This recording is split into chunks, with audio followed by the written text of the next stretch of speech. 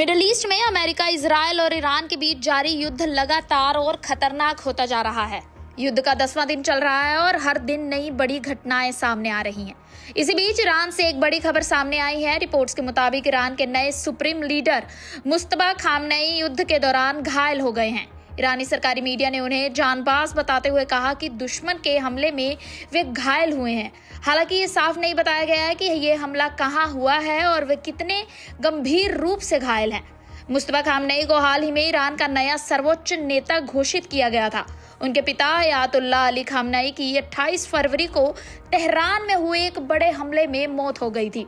इस हमले के बाद ही मुस्तफा खामनेई को देश की कमान सौंपी गई थी, लेकिन युद्ध शुरू होने के बाद वे सार्वजनिक रूप से ज्यादा नजर नहीं आए हैं।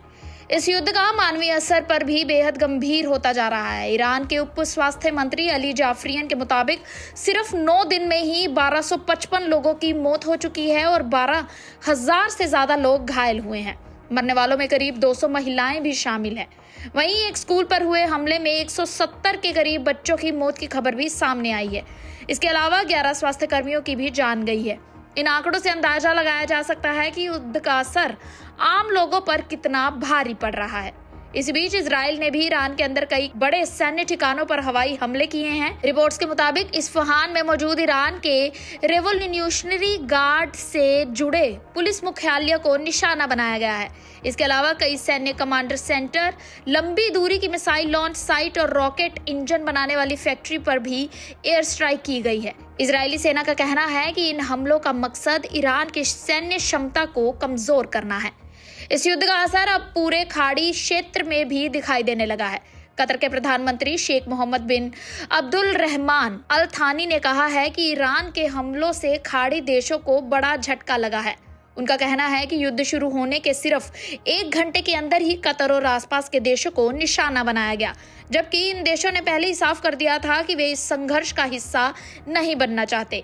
वहीं बहरीन में ईरानी ड्रोन हमले की भी खबर सामने आई है, जिसमें 32 लोग घायल हुए हैं। इसके बाद बहरीन की सरकारी तेल कंपनी ने फोर्स मेज्योर घोषित कर दिया है। इसका मतलब ये है कि अगर युद्ध की वजह से तेल सप्लाई में रुकावट आती है तो कंपनी इसके लिए जिम्मेदार नहीं होगी। वहीं सऊदी अरब में भी तनाव बढ़ गया है। सऊदी एयर डिफेंस सिस्टम ने एक ऐसे ड्रोन को मार गिराया है जो तेल क्षेत्र की ओर बढ़ रहा था।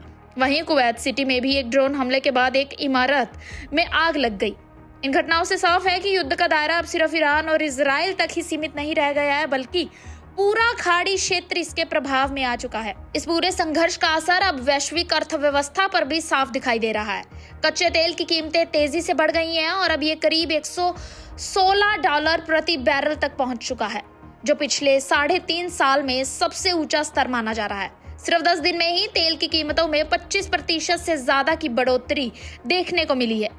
तेल की कीमतें बढ़ने से दुनिया भर के शेयर बाजारों पर भी साफ असर पड़ रहा है। जापान का निकाई इंडेक्स करीब 7% गिर गया है, जबकि दक्षिण कोरिया का कॉस्पी इंडेक्स करीब 8% नीचे चला गया है।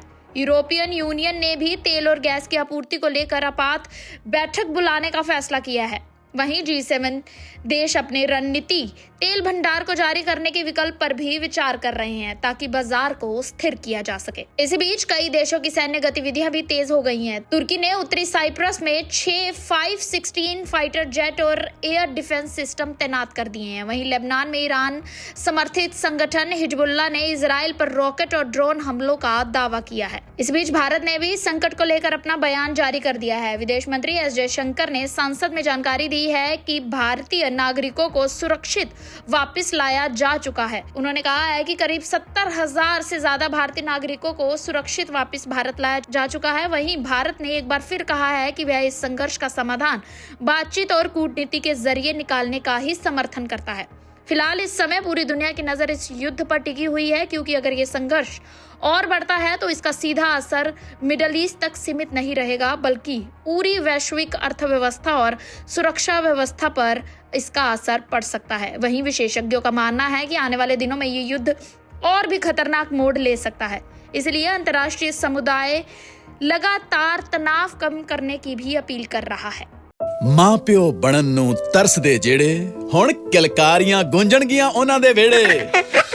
ਕਿਉਂਕਿ IVF ਹੁਣ ਹੈ ਸੇਫ, ਅਫੋਰਡੇਬਲ ਐਂਡ ਰਿਲਾਇਬਲ। ਜੀ ਹਾਂ, ਤੁਹਾਡੀ ਆਸ ਤੇ ਸਾਡਾ ਵਿਸ਼ਵਾਸ ਜ਼ਰੂਰ ਪੂਰਾ ਹੋਵੇਗਾ। 20 ਸਾਲਾਂ ਦੇ ਤਜਰਬੇ ਅਤੇ 10,000 ਤੋਂ ਵੱਧ ਜੋੜਿਆਂ ਦੇ ਸੁਪਨੇ ਸਾਕਾਰ ਕਰਨ ਵਾਲੇ ਜਲੰਧਰ ਦੇ best IVF specialist doctor Sarabjit Singh. ਬਸ ਟਿਕਟ ਟੂ ਇੰਡੀਆ ਕਰਾਓ, ਮਾਪੇ ਬਣਨ ਦੀਆਂ ਖੁਸ਼ੀਆਂ ਲੈ ਆਓ। ਹੁਣੇ ਕੰਸਲਟ ਕਰੋ ਡਾਕਟਰ ਸਰਬਜੀਤ ਸਿੰਘ ਦੇ ਨਾਲ। ਦਿੱਤੇ ਗਏ ਨੰਬਰ ਤੇ ਕਾਲ ਕਰੋ ਜਾਂ ਵੈਬਸਾਈਟ ਵਿਜ਼ਿਟ ਕਰੋ।